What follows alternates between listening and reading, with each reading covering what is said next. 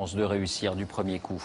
Une nouvelle donne maintenant et un nouveau mouvement de spéculation. Il y a un siècle et demi, c'était la ruée vers l'or en Californie. Aujourd'hui, c'est la ruée mondiale vers le diamant. Les prix s'envolent, portés par la demande chinoise ou indienne. On estime qu'il s'en vendra 2 fois plus d'ici à 2020, mais la production ne suit pas. Qui en profite? On verra ça dans un instant. D'abord, reportage Fanny Stenler, Frédéric Bonne avec nos bureaux à Moscou et à Bruxelles.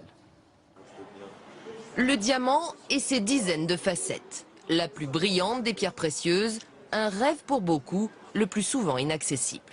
Les diamants, si ça me fait rêver, bien sûr, c'est beau, c'est de l'art, c'est agréable à voir. Ça fait rêver surtout ma fille.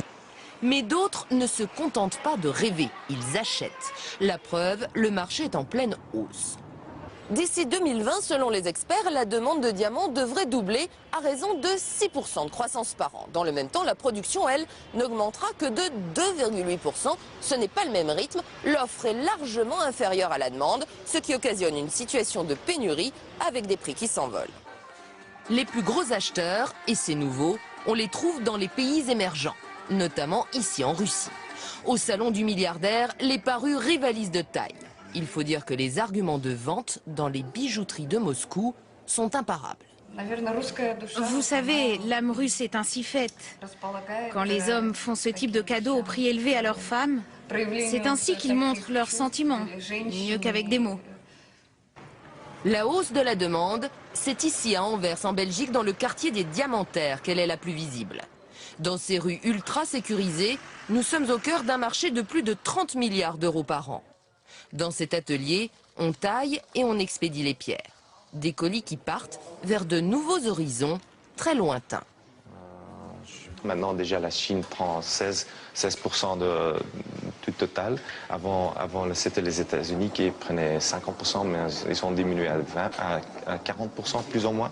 Mais la Chine, ça va continuer. Il y a encore plein de gens qui veulent toujours des bagues avec des diamants. D'Anvers à la place Vendôme à Paris, ces nouveaux acheteurs se permettent toutes les folies, comme cette bague d'exception. Au cœur, une pierre de plus de 5 carats, soit 1 gramme, son prix de vente, 1 million d'euros. Des pièces qui risquent de devenir de plus en plus rares dans les années à venir. Les marchandises sont de plus en plus difficiles à trouver, car qu'est-ce qui est difficile aujourd'hui à trouver? Ce n'est pas réellement le diamant.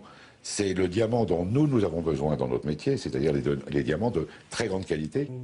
Et aujourd'hui, les joailliers espèrent que de nouveaux gisements seront découverts pour continuer à alimenter le marché.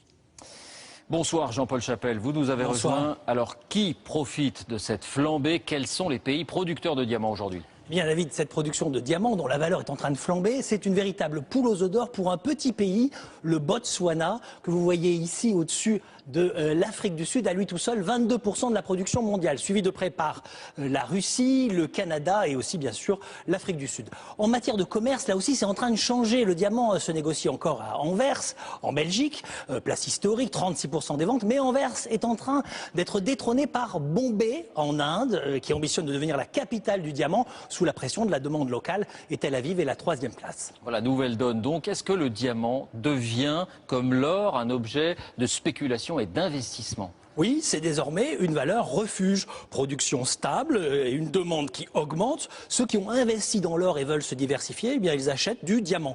Depuis 2009, le cours explose. Il est passé de 100 à 175 $ le carat l'an dernier. Sur le long terme et en période de crise, ça a toutes les raisons de continuer. Voilà, la folie du diamant. Merci Jean-Paul pour ces explications.